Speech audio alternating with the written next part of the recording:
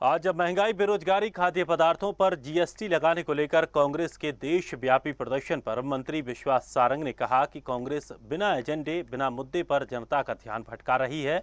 सभी को प्रदर्शन करने का अधिकार है, करें, लेकिन बताएं कि 15 महीने की सरकार में क्या किया।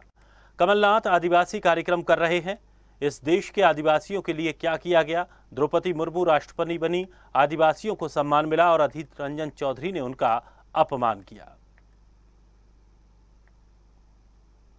15 महीने वो मध्य प्रदेश की सरकार में रहे तो उन्होंने जनता के हित में क्या किया। अभी वो आदिवासियों के कल्याण की बात कर रहे हैं, कमलनाथ जी आदिवासियों के लिए यात्रा निकालने की बात कर रहे हैं, तो वो ये भी तो बताएं कि इस देश के आदिवासियों का सबसे स्वर्णिम युग उस दिन आया जब एनडीए ने द्रौपदी मुर्मू को, एक आदिवासी बहन को, राष्ट्रपति का प्रत्याशी बनाया।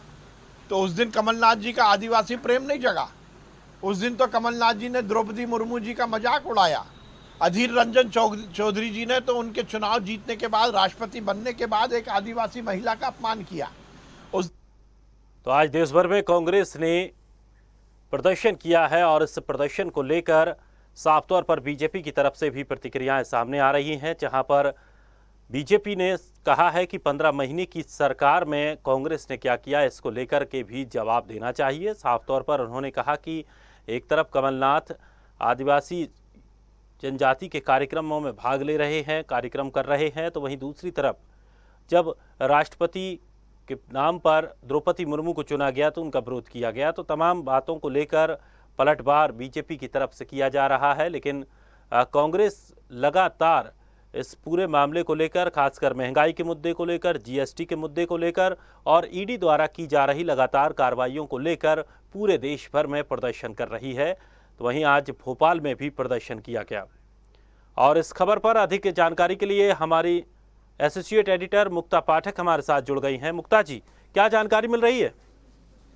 जी बिल्कुल दिनेश जी, जैसा कि आप बता रहे हैं, लगातार कांग्रेस जो है वो विरोध प्रदर्शन कर रही है। आज का जो उन्होंने राजभवन को घेरने की कोशिश की, हालांकि उनको बैरिकेड लगा के पुलिस ने रोक दिया।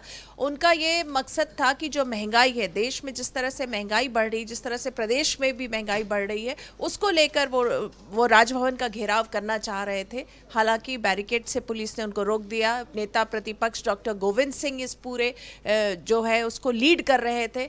कांग्रेस लगातार जो है बार बार जो है प्रोटेस्ट कर रही, केवल प्रदेश में ही नहीं देश भर में। एक तो ईडी की जिस तरह से जो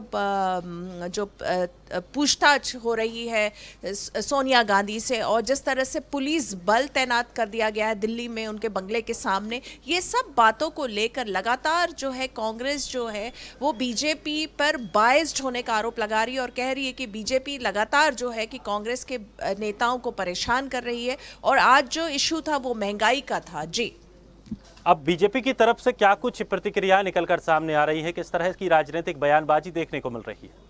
जी बिल्कुल, जैसे ही कांग्रेस कोई भी मुद्दा उठाती है और विरोध प्रदर्शन करती है तो बीजेपी तत्काल तैयार रहती और बयानों की झड़ी लगा देती, जैसा कि आज भी था। मंत्री विश्वास सारंग का ये कहना है कि कांग्रेस के पास मुद्दे नहीं हैं और वो जनता का ध्यान भटका रही, इसलिए जो है वो सड़क पे उतर आई है। ईडी की जो पूछताछ है वो एक रूटीन प्रक्रिया है और उनका ये कहना है कि जो पूर्व मुख्यमंत्री कमलनाथ है और कांग्रेस जो है वो आदिवासी इशू को लेकर लगातार जो है बात करते हैं और कहते हैं कि कांग्रेस जो है वो आदिवासी हितैषी है, ना कि बीजेपी। और इस पर विश्वास सारंग का ये कहना है कि देखिए बीजेपी किस तरह से आदिवासी की हितैषी है कि एक आदिवासी महिला को देश के शीर्ष स्थान यानी प्रेसिडेंट के चेयर पर बिठा दिया।